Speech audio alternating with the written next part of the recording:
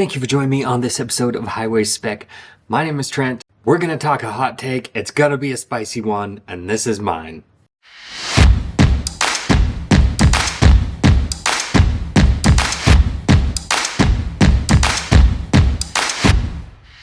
Alright, so I've tried to record this multiple times, and it's hard to get out the information I want without coming across as completely biased. So I have to preface this. I do think EVs have a place in the market, alright? I do think they are beneficial for some people. I don't believe that they should be forced down our throats. So the consensus is EVs are better for the environment. Let's take that at face value. Let's say yes, they are. Cars, great. They cause a lot of emissions and they're easy to regulate. So that's where you're getting a lot of this regulation from, is it's easy to do, relatively speaking. So they want to regulate cars. They want to have EVs only as your best option. Let's say that works out. Let's say we get all of the developing countries, or developed countries rather. Let's say we get all of the developed countries on board. 100% of vehicles are EVs.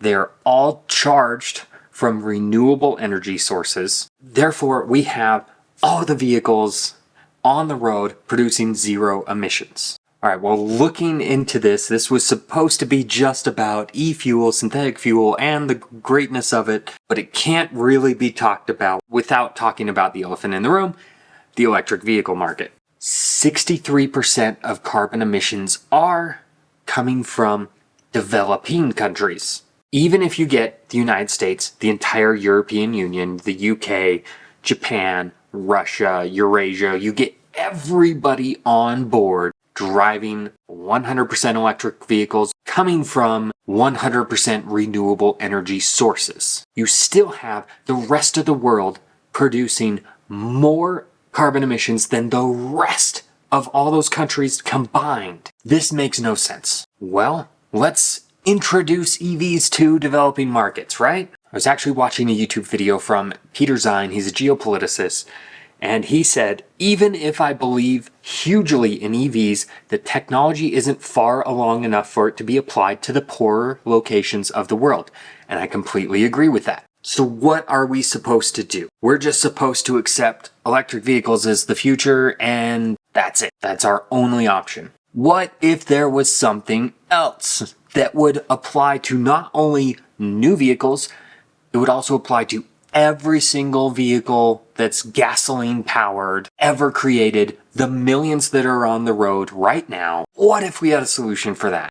Wait, we do. Yes, there's very limited production right now. And yes, there's going to be a lot of issues to scale it. But that's not to say it isn't possible. And that is e-fuel or synthetic fuel. So e-fuel produces zero carbon emissions in its production process. It is usually done through a renewable energy source. And even though it's not perfect in terms of emission output, it is still significantly better than our traditional gasoline. And it works with pretty much every vehicle that's ever been made. If you have ever been to a developing country, you know they keep vehicles on the road for a very long time. Nobody is going to drop everything and buy an EV because the government tells them to do it. But we live in the United States of America, and we have that privilege and ability, at least the majority of people do have the ability to sell their car and buy an EV if it was priced right. So let's say you believe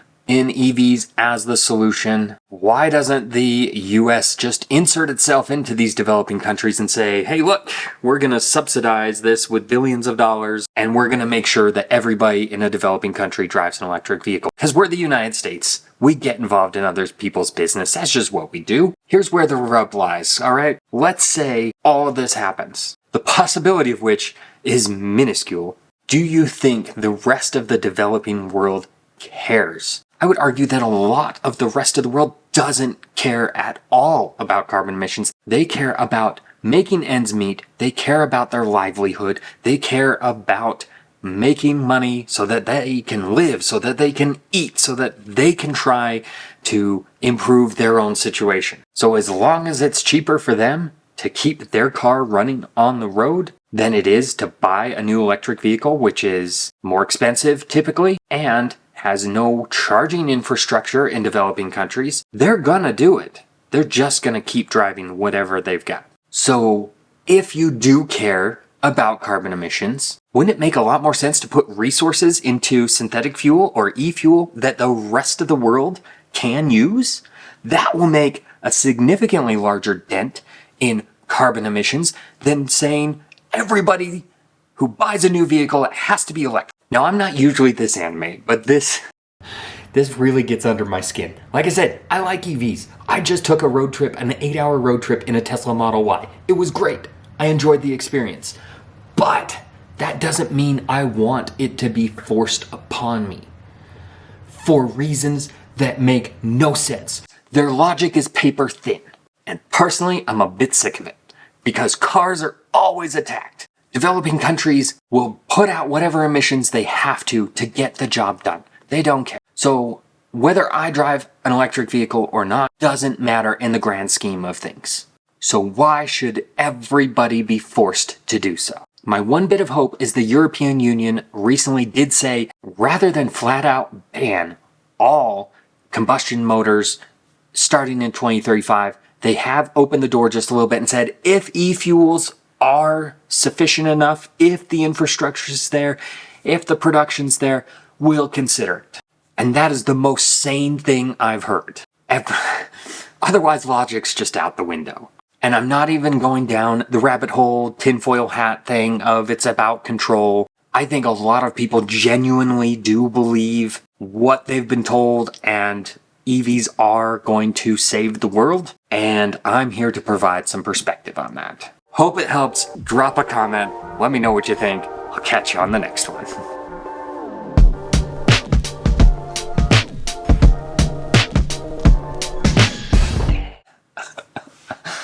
Oh man, this is going to be interesting.